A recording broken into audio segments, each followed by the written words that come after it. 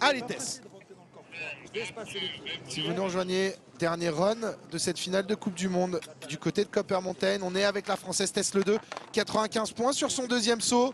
La Tess, il faut qu'elle aille chercher un autre saut en switch ou en unnatural, on va voir.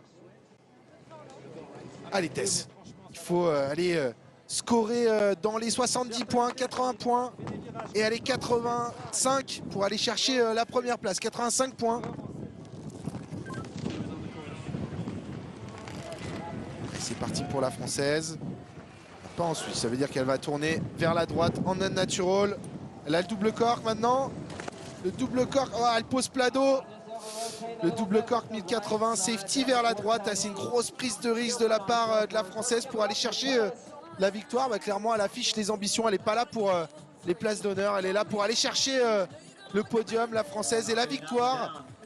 Elle avait 95 points. Elle aurait pu se contenter de quelque chose d'assez simple. Et là, elle tente une nouvelle figure en compétition. Le double cork 1080 safety grab vers la droite dans son sens natural de rotation. On voit le grab bien tenu ici. Elle replaque bien, mais elle ouvre un petit peu. Elle finit pas complètement sa rotation. Assez dommage pour la Française là. Ça va lui coûter cher. Et ça devrait scorer dans les 40-50 points. 40 points. Et la laisser en dehors du podium.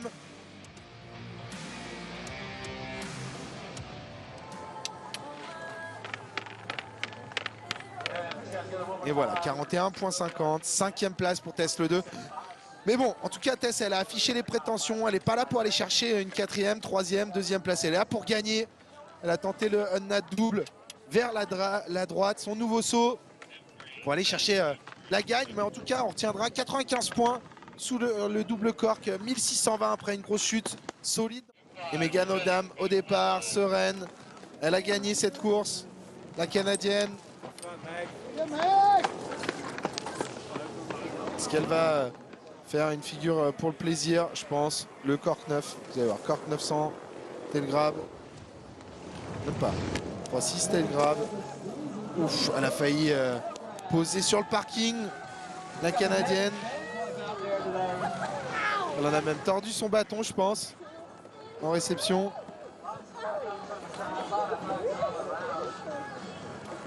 Ah, c'est beau, l'équipe canadienne 1 et 3.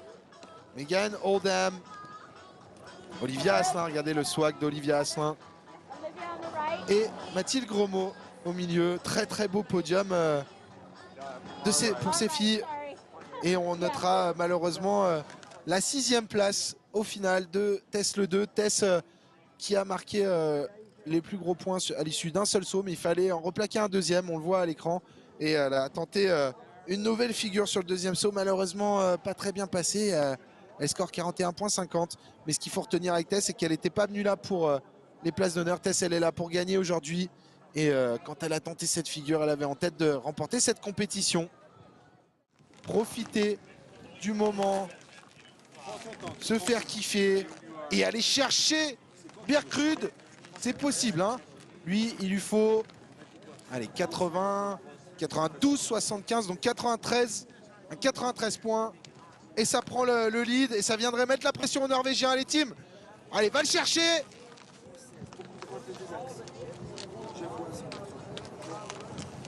Il prend bien de la vitesse. Tout à l'heure, ça t'a manqué de vitesse. Allez, team. Donne tout ce que t'as, mon petit. Putain, j'ai le ski sa mère. Allez, pousse. Allez, team. Allez, beaucoup de vitesse pour le Français. Le switch. Oh! Est-ce que c'est bien grabé? Est-ce que c'est bien grabé? On va voir parce que là c'est potentiellement énorme ce qu'il a fait le Français sur ce dernier saut. Allez, on va voir le ralenti. Il y a des chances que ce soit pas très très bien grabé. On va voir ça.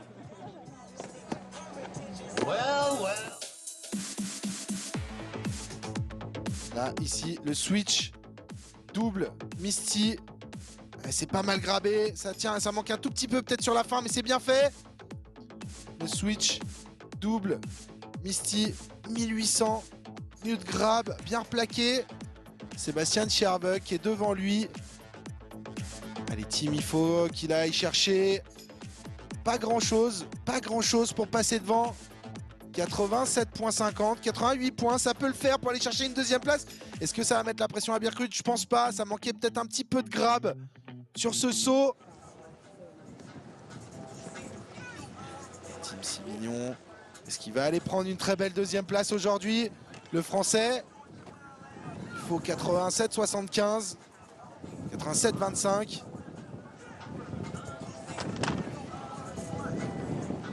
Ah, c'est beau, ça fait plaisir pour lui. On attend la note des juges. Ah, si j'étais juge, compliqué, mais là je lui donnerais peut-être pas foncièrement plus de 90 points. Manquait un peu de grab. Après, un 86, 87, jouable pour venir prendre la deuxième place.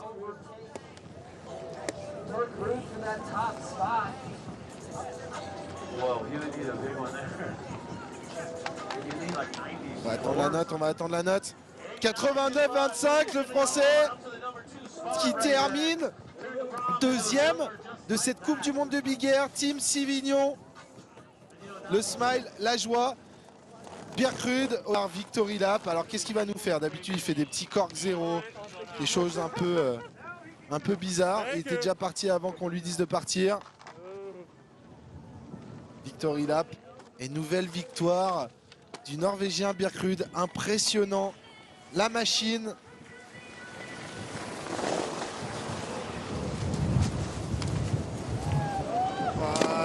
Ouais, double Misty 1980. Personne ne l'avait fait encore. En mute grab, il n'a pas fait juste un Victory Lap. Il est allé casser la compétition sur ce dernier saut.